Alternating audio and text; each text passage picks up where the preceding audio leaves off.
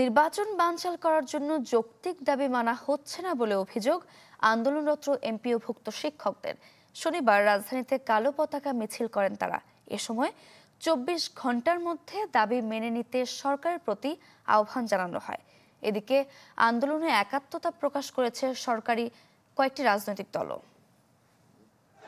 Sunshine আটা ময়দা সুজি, ভালোবাসায় তৈরি। ৩ দফা দাবিতে টানা সপ্তম দিনে কালো পতাকা মিছিল করেছেন এমপিওভুক্ত শিক্ষক কর্মচারীরা।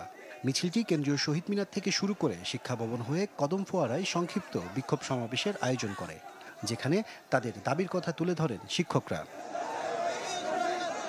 অভিযোগ করেন জাতীয় নির্বাচন পেছানোর ষড়যন্ত্রে শিক্ষকদের দাবি মেনে নেওয়া হচ্ছে না, যাতে শিক্ষকদের সরকারের মুখোমুখি করে আন্দোলন ও নির্বাচন বানচাল করা যায়। এ সময় কয়েকটি রাজনৈতিক দলের নেতারাও তাদের দাবির সাথে একাত্মতা জানান।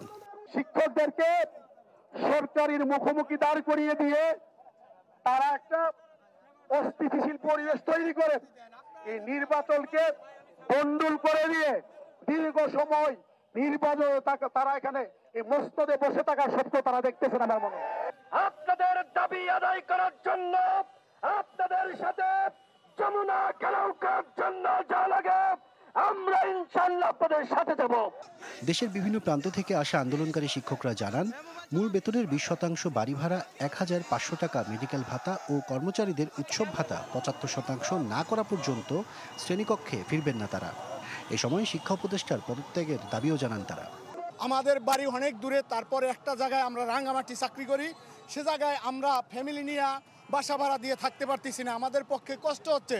আমরা আমাদের আন্দোলন কন্টিনিউ চালিয়ে যাব, বাড়ি ভাড়া আমরা আদায় করে ছাড়বো ইনশাআল্লাহ।